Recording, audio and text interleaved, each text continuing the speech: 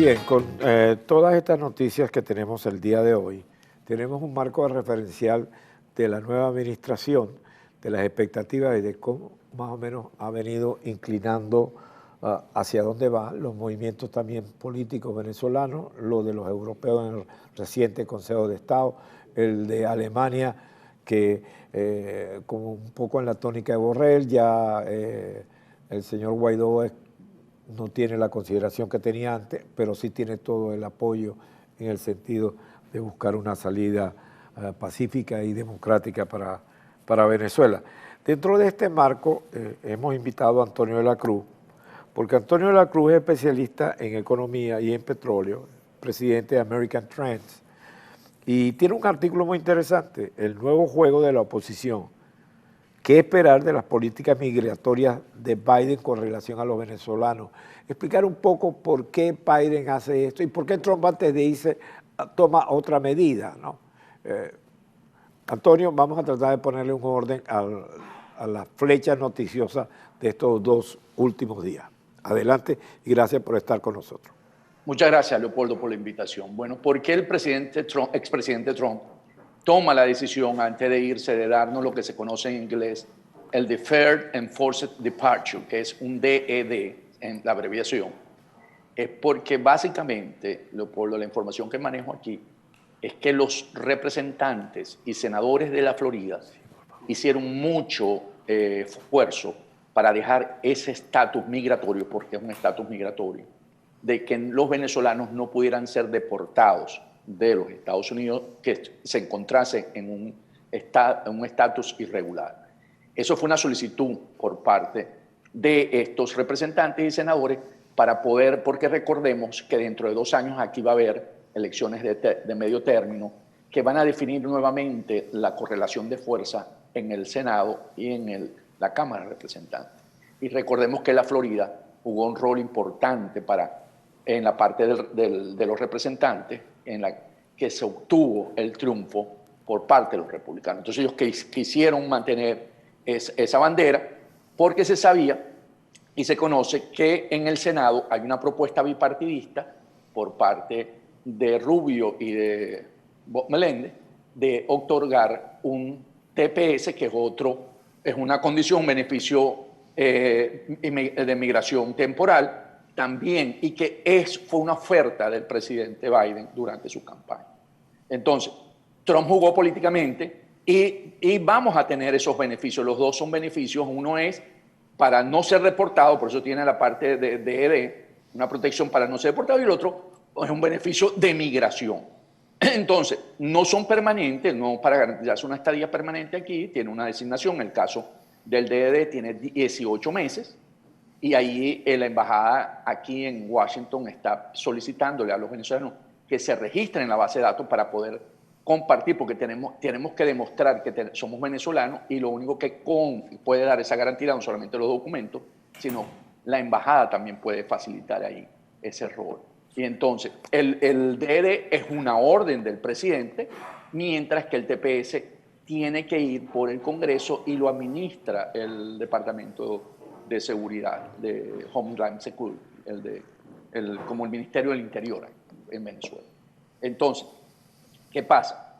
Que en el caso venezolano se está hablando que inicialmente 94.000 personas podrían ser beneficiadas con el DED, aunque el TPS, cuando hicieron el estudio en el Congreso, estaban hablando de 200.000 venezolanos que están en una condición irregular para poder normalizar su estatus migratorio. Entonces, es un beneficio para que podamos trabajar. Los venezolanos que acojamos en este estatus pueden trabajar y pueden permanecer en el país.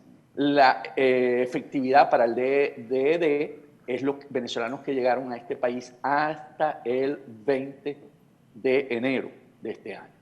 O sea, si un venezolano llega ahorita, no tendría acogida, habría que ver a lo mejor si para el TPS, cuando lo prolonguen, puede ser que sea cubierto, pero en este momento no caería dentro de la categoría del DED. Entonces, esa es la política hacia los venezolanos que nos encontramos en Estados Unidos. Con Venezuela, que es el otro planteamiento que hiciste, la nueva administración lo ha dicho muy claro. La nueva administración ha dicho, nosotros vamos a ir por derechos humanos, corrupción y la democracia en términos de ir a un proceso electoral que asegure que sea transparente, justo, democrático y participativo. Entonces, esas son las guías que trae la nueva administración para una solución en Venezuela con un esfuerzo multilateral, con un esfuerzo con la Unión Europea. Ahora, lo que sí se despeja es la duda que por dónde viene por el lado de una negociación la administración norteamericana y parece estar acompañada de varios factores europeos también, me da la impresión a mí.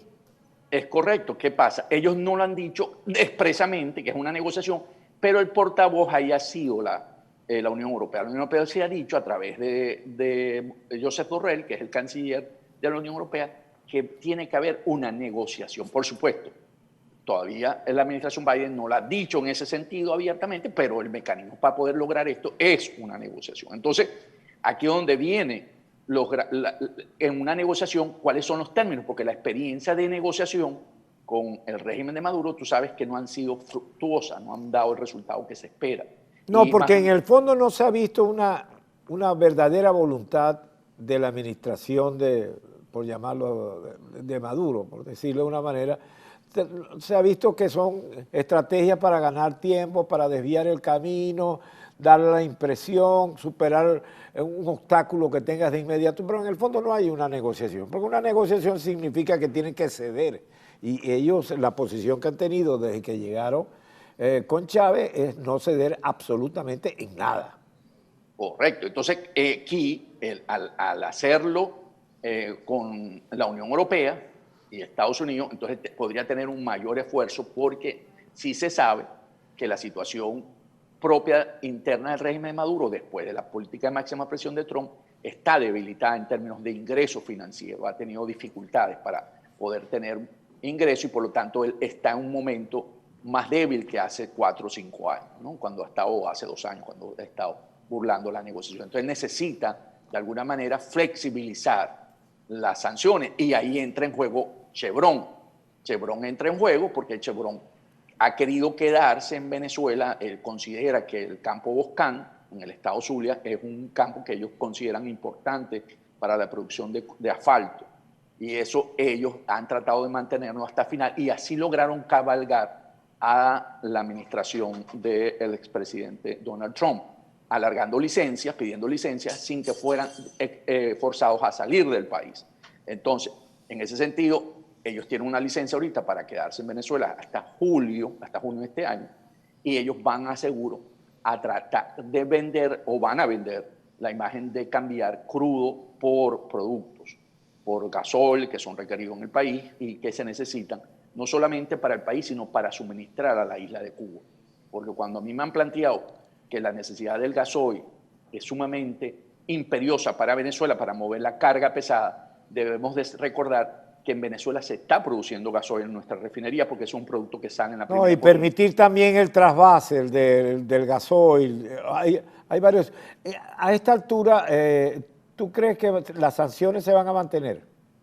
Las sanciones se van a mantener porque es una herramienta que le permite a la administración de Joe Biden seguir teniendo un juego para poder ir a esa negociación. Pero, sin embargo, el objetivo final va a ser, porque ellos también han dicho, esta nueva administración, la ayuda humanitaria. Entonces, ese binomio... Ok, negociación, ayuda humanitaria, hacemos una pausa y entramos con el juego de eso. Y te pregunto, ¿y dónde queda la democracia? Breve pausa, Antonio de la Cruz. Estamos viendo cómo los factores de ayuda humanitaria, negociación, están puestos sobre la escenografía política, por decirlo de una manera, y que la Constitución en principio marca unas elecciones a finales de este año. Entonces, iremos a elecciones, participarán las fuerzas políticas, el punto de partida es el Consejo Nacional Electoral, se va a dejar como ha sido hasta ahora, se va a atrever Maduro a ir a una elección limpia donde va a perder. Vamos, como del campo de los principios y de los elementos que tenemos alrededor, vamos a la realidad que tenemos que enfrentar. Ya hemos visto algunas declaraciones de líderes políticos y digo porque ya la unidad, de hecho, va prácticamente coincidiendo en algunas cosas, pero la gran parte se está fracturando, y más el gobierno de Guaidó, pues ya con la ausencia de reconocimiento, pues por supuesto comienza a desmoronarse. Sí, ciudadano, fíjense, salíamos, ¿qué pasa? ¿Cómo se va a manejar lo de la democracia? Entonces la democracia tiene dos elementos en Venezuela que juzgar. Uno, la legitimidad de origen, que en eso no cumple la elección 2018 de Maduro como presidente, y la de su Asamblea Nacional, el 6 de diciembre. Entonces, ahí hay una crisis de legitimidad de origen y la de acción, que son la violación de derechos humanos y el Estado de Derecho, y en ese sentido, y el de proteger a la población. Entonces ahí sería la otra dos. ¿Cómo se va a atender con este gobierno? Este gobierno, por eso plantea una elección libre, justa, democrática. Entonces Maduro, en una jugada de parte de él, lo que busca es que esa legitimidad ganarla con la elección que mencionó a finales de este año, que está pautada de gobernadores y alcaldes, como para mostrarse y darse un baño de que va a haber una elección observada, porque una de las cosas que tiene como mayor debilidad las elecciones de Maduro, que no son observadas por la comunidad internacional, sobre todo como la Unión Europea y la misma OEA. Entonces, él va, en este caso, tendría que participar la Unión Europea. Yo creo que la OEA va a ser más difícil por la experiencia de Bolivia, que tiene en términos Evo Morales. Entonces, la OEA, la Unión Europea va a participar en esa observación, creo yo, de finales de año. Y lo que ocurre es que esa es una jugada de Maduro, porque con eso él gana de alguna manera otra vez tiempo, porque sabemos que los gobernadores y los alcaldes en Venezuela no tienen el peso específico hoy para poder hacer una labor que sea en beneficio de la población, porque la práctica que han tenido hasta ahorita es que han montado estructuras paralelas que son los que administran, si en caso tal la oposición ganase algunas observaciones. Y lo otro, recordemos que aquí hay una denuncia de Monseñor, el del Táchira, Moronta, en la que él dice que él está viendo que viene un Estado comunal, lo hizo en noviembre de este año. Entonces podría montarse con unos gobernadores un Estado comunal que también sería una estructura paralela. Entonces, aquí básicamente la piedra de tranca está, ¿qué vamos a hacer con Maduro y su asamblea? Y eso sí es donde podría, o cuando señaló, irá Maduro a una elección para validarse él. Habrá un referendo revocatorio en ese sentido para poder validarse a sí mismo y poder renacer el país, porque si se da... No, pero tienes un punto de partida, Antonio, perdóname. Esta Asamblea Nacional, donde Jorge Rodríguez es presidente, no tiene el reconocimiento de nadie. Sí, pero en una negociación, Leopoldo, sí podrían buscar acuerdos de que sea mancomunado el nombramiento, lo que señalaste, en un nuevo CNE. Entiendo, por informaciones que manejo, de que ellos están dispuestos a nombrar un nuevo CNE, pero no nos dejemos que nos nombre con la mesita. Juguemos ya en términos de que es que quien lo nombra de acuerdo a la Constitución es la Asamblea Nacional. Correcto. Y la Asamblea Nacional como tal no es reconocida. Es correcto, pero estamos hablando de negociación y eso debe ser un tema de la negociación. Entonces, que debe incluir la presidencia de la República. Es correcto. No solamente la elección. Debe ser una macroelección. Presidencia, Asamblea Nacional, gobernadores, una macroelección con un Consejo Nacional que refleje las fuerzas políticas del país, ¿no? Eso es lo que daría renacimiento en el 22, o sea, en el 22 tendríamos un país nuevo con toda la potencialidad de que toda la comunidad internacional reconozca. Si no todo es chueco, si sigue Maduro es chueco. Es por eso. Entonces, el enfoque debe ser ir a una mega elección, como está señalando, mostrar a Europa que eso es lo que se necesita y no morder el caramelo cianuro de la de gobernadores y alcaldes. Porque hacia allá nos quieren empujar. Nos pueden dar a lo mejor algunas condiciones de un CNE más imparcial para seguir mostrando que hay flexibilidad y hasta me dijeron que van a nombrar un nuevo TCJ dentro de esta asamblea de Maduro. Entonces podría entusiasmar y como hay factores de la oposición que están buscando esa solución, ¿verdad? Que quieren una solución de gobernadores y alcaldes, allí la unidad debe estar demandando de que no es el mejor camino en este momento ir por gobernaciones no es el mejor, sino que debemos ir al objetivo mayor, que es la presidencia, y revalidar la Asamblea Nacional. Lo que pasa, Antonio, es que mientras te están diciendo eso, te sacan a este tipo de los alacranes con la amenaza cierta de poner preso a una serie de diputados. ¿Me explico? Entonces, oye... Es correcto, esa es la jugada de ellos porque tienen que eliminar la Asamblea, la Asamblea Nacional 2015 en la comisión delegada, porque la gran mayoría de ellos forman parte de la comisión delegada, porque saben que quedando ese poder constituido es lo que puede, porque en una negociación tú negocias de poder a poder, y el único poder que tenemos para negociar es la Asamblea Nacional 2015 frente al poder usurpador de Maduro. Porque si nosotros desboronamos, como lo dijiste, la Asamblea Nacional, no vamos a tener la herramienta de poder a poder. Y eso es lo que necesita precisamente los 60 países para poder enfrentar. Ok, ahí te quería llegar. Yo quiero que quede una conclusión de la conversación que hemos tenido y del andamiaje de noticias que tenemos el día de hoy. ¿Tú crees que la comunidad internacional, tú crees que Washington, tú crees que Europa abandonan a la oposición venezolana? Te pregunto. Ya la Unión Europea lo hizo, no el Parlamento, ya lo hizo, ya no reconoce a Guaidó como presidente interino. Estados Unidos no, porque tiene mayores consecuencias. Para Estados Unidos, desconocer a Guaidó es desconocer al embajador y desconocer la propiedad sobre Citgo, y eso sí tendría otro impacto. Entonces, pienso que aquí hay que ir tejiendo y elaborando que el interinato no puede desboronarse, porque es lo único que nos permite negociar de tú a tú. Si tú lo eliminas, le dejaste el camino por el medio a Maduro y su gente.